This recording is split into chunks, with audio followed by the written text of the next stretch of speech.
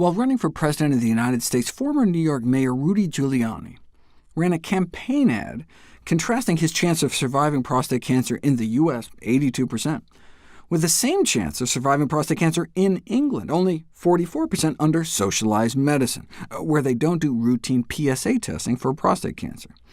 To Giuliani, this meant that he was lucky to be living in New York rather than Old York, because his chances of surviving prostate cancer seemed to be twice as high here in the U.S. Yet despite this impressive difference in this 5-year survival rate, the mortality rate, the rate at which men were dying of prostate cancer, was about the same in the U.S. and the U.K. Wait, what? PSA testing increased survival from 44 to 82%. How is that not evidence that screening saves lives? For two reasons: lead time bias and overdiagnosis bias. I've talked about overdiagnosis, where a cancer is picked up that would otherwise have never caused a problem. Without screening, let's say out of 1,000 people with progressive cancer, only 400 are alive 5 years later. So without screening, 5-year survival, only 40%. But let's say with screening, an additional 2,000 cancers are overdiagnosed, meaning you picked up cancers that would have never caused a problem, or even would have disappeared on their own. Since the cancer was harmless, 5 years later, of course, they're all still alive, assuming their unnecessary cancer treatment didn't kill them, and all of a sudden, you just doubled the 5-year survival rate, even though in either case the same number of people died from cancer. And that's one way how changes in survival rates with screening may not correlate with changes in actual cancer death rates. The other is lead time bias. This is how it works.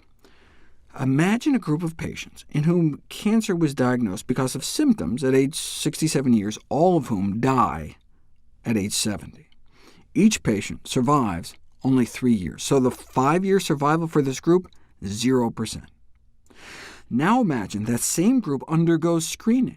Screening tests, by definition, lead to earlier diagnosis. Suppose that with screening, cancer is diagnosed in all patients at age 60 years, but imagine in this case they nevertheless all still die at age 70 years. In this scenario, each patient survives 10 years, so the 5-year survival rate for this group is 100%.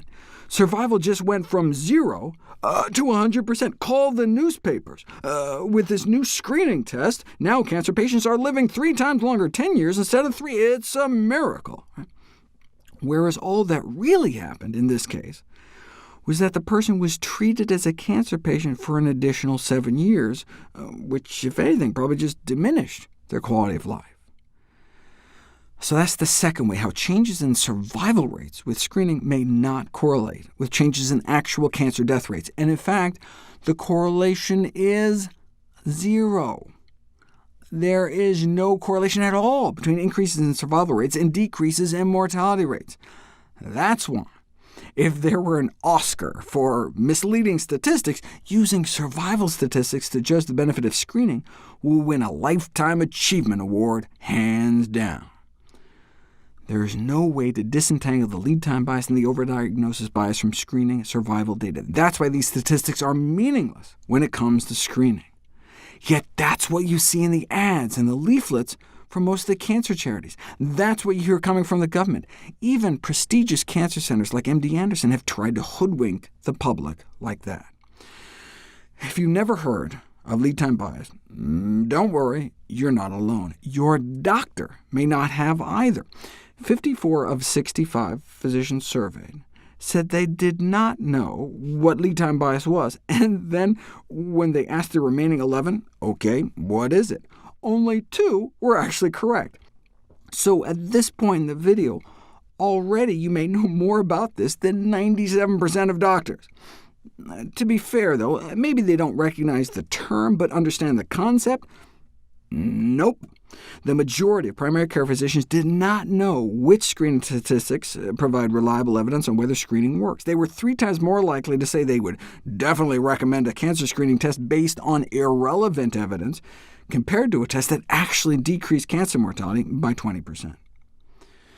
If physicians don't even understand key cancer statistics, how are they going to effectively counsel their patients? statistically illiterate physicians are doomed to rely on their statistically illiterate conclusions, or on local customs, or on industry representatives and their information.